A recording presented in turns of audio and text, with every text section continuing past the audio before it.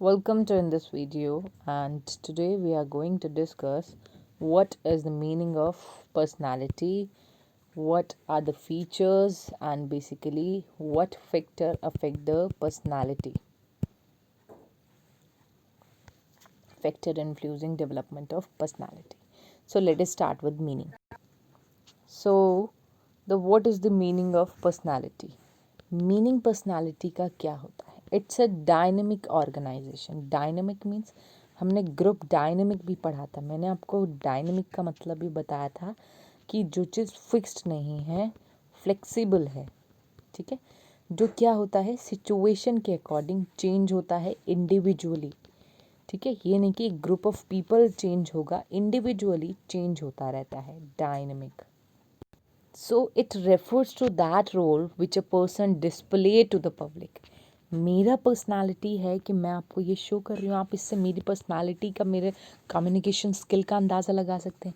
ऐसे ही कि जब कोई कमेंट करता है अपनी वीडियो पर तो हम उसके पर्सनालिटी का पता लगा सकते हैं कि किस थॉट का पर्सन है, कैसी सोच रखता है. ठीक है, सो ये हम साइकोलॉजिकल और फिज़िकल दोनों लेके चलते हैं. साइको और फिजिकल मतलब शारीरिक.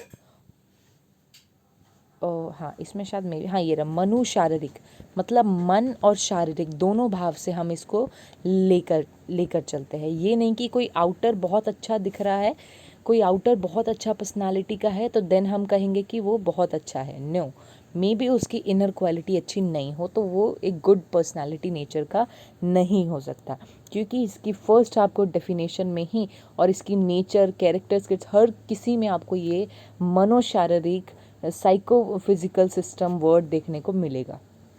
ठीक है, जो कि क्या करता है, यूनिक एडजस्टमेंट करता है एनवायरनमेंट के पास. हर किसी का अलग अलग है. मेरा किसी चीज़ पर बिहेव कुछ और होगा, मैं किसी और चीज़ को देख के और कुछ थॉट प्रोसेस रखती हूँ और कुछ परसेप्शन रखती हूँ, आप कुछ और रखते हैं. ठीक है, सो इसी को हम कहते हैं एक बेसिकली पर्सनालिटी. पर्सनालिटी इतना कोई भारी भरकम शब्द नहीं है, जस्ट आपको एक थोड़ा सा डेफिनेशन के लिए मुझे बताना पड़ा कि इसमें 3-4 वर्ड जो आपको मेन रखने हैं. एक डायनेमिक ऑर्गेनाइजेशन, संगठन याद रखिए. ऑर्गेनाइजेशन मतलब हमारी पूरी पर्सनालिटी ऑर्गेनाइजेशन ही तो है. हर चीज़ है, थिंकिंग प्रोसेस है, स्पीकिंग प्रोसेस है, वॉकिंग प्रोसेस है, प्रेजेंटेशन प्रोसेस है. हर चीज़ होता है, तो इसीलिए हम इसको ऑर्गेनाइजेशन के रूप में मानते हैं. ठीक है, साइकोफिजिकल सिस्टम है जो कि यूनिक एडजस्टमेंट. 3 ये वर्ड्स आपको बिल्कुल रिमाइंड रखने हैं. एक मनुशारीरिक प्रणाली है, गतिशील संगठन है और क्या करते हैं, अद्वितीय समायोजन. सो ऐसे कौन कौन से फैक्टर है जो कि या नेचर है जो कि हमारे पर्सनालिटी, इसके बाद टी है हमारा पूरा को अफेक्ट करते हैं. ठीक है, साइको फिजिकल सिस्टम ये अलग अलग वर्ड है. मनोशारीरिक तंत्र, हमारे पर्सनालिटी में दोनों चीज़ों को शामिल किया जाता है, पर्सनालिटी को भी और फिजिकली को, सॉरी, हमारी साइकोलॉजिकल को भी और हमारी फिजिकल स्ट्रेंथ को भी. और साइकोलॉजिकल में क्या आ जाता है, हमारा कैसा कैरेक्टर है, हमारा टेम्परामेंट कैसा है, हमारी इंटेलिजेंसी कैसी है, हमारी परसेप्शन कैसा है, हमारा एटीट्यूड किस टाइप का है. और यदि हम बात करें फिजिकल सिस्टम की तो इसमें बात आ जाती है हमारा कॉम्प्लेक्स कैसा है. कॉम्प्लेक्शन बोलते हैं कि कैसा रंग कैसा है, हमारी हाइट कैसी है, हमारी वेट कैसा है. ठीक है, ये सब हम आउटर पर्सनैलिटी आप में कुछ भी ले सकते. तो ये दोनों का इकट्ठा रूप है. ठीक है, खाली एक से मानसिक होने से आपकी पर्सनालिटी नहीं डिफाइन होती, फिजिकल भी अच्छा होना चाहिए. डायनामिक ऑर्गेनाइजेशन का मैं मतलब बता चुकी हूँ. डायनामिक है, गतिशील है, फिक्स्ड नहीं है. ठीक है, हमारी जो मानसिक है, साइको और फिजिकल अलग अलग मूवमेंट पे अलग अलग परसेप्शन सोचती है. ठीक है, तो ये क्या है, डायनामिक है. जैसे मान लो कोई आज एक पर्सन ऑनेस्ट है, ठीक है, और कल क्या पता वो ऑनेस्ट ना हो, कल क्या पता उसके सामने ऐसी सिचुएशन आ जाए जिससे उसको डिसऑनेस्ट बनना पड़े. ठीक है, तो डायनेमिक ऑर्गेनाइजेशन है. कंसिस्टेंसी है कि मतलब अगर मान लीजिए कोई इंसान घर पर डिसिप्लिन में रहता है या फिर वो टाइम पंचुअल है तो वो आगे लाइफ में भी जहाँ पर जो भी काम करेगा वो पूरी पंचुअलिटी के साथ करेगा. तो कंसिस्टेंसी, संगतता बनी रहती है. नेक्स्ट है एडजस्टमेंट एबिलिटी, हमारा ये है एडजस्टमेंट नेचर है हमारा। हर चाहे ठंड हो तो ठंड में हम रह लेते हैं, गर्मी हो तो गर्मी में रह लेते हैं, कहीं रिश्तेदार के यहाँ जाना, उनका छोटा घर है, हम उसमें एडजस्ट कर लेते हैं। तो हमारी एडजस्टमेंट एबिलिटी है और one of the best ability होनी भी चाहिए एडजस्टमेंट। हर चीज़ से मतलब वो करना कि नहीं ये ज़्यादा ही ठंड है, आज बहुत ही गर्मी, अरे कितना छोटा सा घर है, अरे मेरे पास ये नहीं है वो नहीं है। तो ये एक गुड पर्सनालिटी का कभी भी हैबिट नहीं होती है। एडजस्टमेंट एबिलिटी इंसान में होना बहुत ज़रूरी है और ये मेरा बेस्ट पॉइंट ऑफ व्यू है। नेक्स्ट है यूनिकनेस, बिल्कुल अद्वितीयता। मान लो मैं इस प्रेजेंटेशन को अलग से डिफ़ाइन कर रही हूँ, मतलब मेरा अलग वे है समझाने का। मान लीजिए मेरे से कोई बेहतर आके समझाए या कोई ऐसा समझाए कि मतलब आपको समझ ही नहीं आए। वैसे ऐसा कोई होगा नहीं कि जब उसको मैं समझाने की एबिलिटी हो तभी कोई आता है यूट्यूब में वीडियो बनाने। तो यूनिकनेस है, हर कोई अलग अलग वे से सोचता है, अलग अलग परसेप्शंस होती है, तो यूनिकनेस होती है पर्सनालिटी में। नेक्स्ट है हमारा होलनेस। होलनेस है कि मतलब पूरी एक साइको और फिज़िकल को मिला करके हमारा क्या है, पूरी होलनेस पूरी बनती है, टोटलनेस बनती है। मतलब यदि मान लीजिए हमारे गुण हैं उसको अलग कर दिया जाए तो क्या है, होलनेस नहीं होगी वो, तो क्या है हर चीज़ को मिला के ही पर्सनालिटी बनती है। नेक्स्ट है हमारा परसिस्टेंसी। परसिस्टेंसी मतलब दृढ़ता, किसी चीज़ को करने के लिए परसिस्ट होना, ये बहुत इम्पॉर्टेंट है। यदि कोई इंसान परसिस्ट नहीं है, किसी चीज़ को लेके दृढ़ नहीं है, तो वो एक अच्छा गुड पर्सनालिटी नहीं मानी जाएगी। क्यों? बिकॉज आप कोई काम सोचोगे उसको नहीं करोगे, पोस्टपोन करते रहोगे, ठीक है। सो एक गुड पर्सनालिटी में परसिस्टेंसी होना चाहिए, ये हमारा पर्सनालिटी का नेचर और फीचर दोनों है। नेक्स्ट है हमारा सोशेबिलिटी। इसका मतलब है कि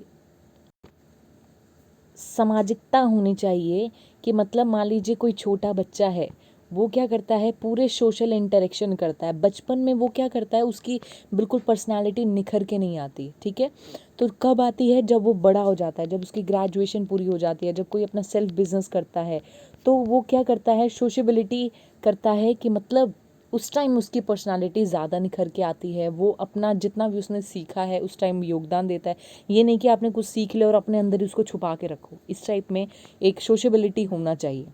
नेक्स्ट है हमारा सेल्फ कॉन्शियसनेस। इसमें आ जाता है कि आप अपने बारे में कितना जानते हैं।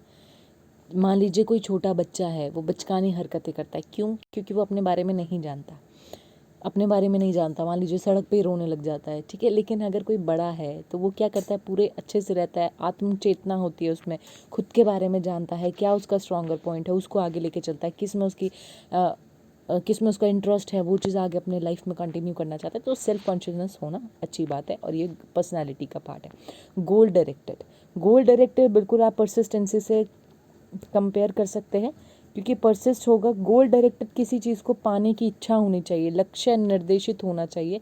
विदाउट लक्ष्य तो मान लीजिए ट्रेन है, जब पता ही नहीं कौन से स्टेशन पर जाना है तो बढ़ती रहेगी और अंत में कहाँ जाएगी उस ट्रेन को भी नहीं पता, ठीक है। तो गोल डायरेक्टेड होना भी चाहिए, एक गुड पर्सनैलिटी का पार्ट है। नेक्स्ट है कौन कौन से फैक्टर हमारे पर्सनालिटी को अफेक्ट करते हैं, या आप कह लीजिए डिटर्मिनेंट्स ऑफ पर्सनालिटी, इसके घटक कौन कौन से हैं। Basically there are 4 types, biological और hereditary factor, environment, psychological factor और सिचुएशन फैक्टर। बायोलॉजी पढ़ा होगा आपने, जैविक विज्ञान। इसमें क्या हो जाता है कि आपकी इंटेलिजेंसी कितनी है, जेंडर कौन सा है। मान लीजिए जेंडर में अगर बात करें तो अगर मेल होते हैं और फीमेल है, मेल को ज़्यादा मतलब अगर पहले की बात करें तो उनको पढ़ाने में ज़्यादा जोर दिया जाता था, फीमेल को नहीं दिया जाता था।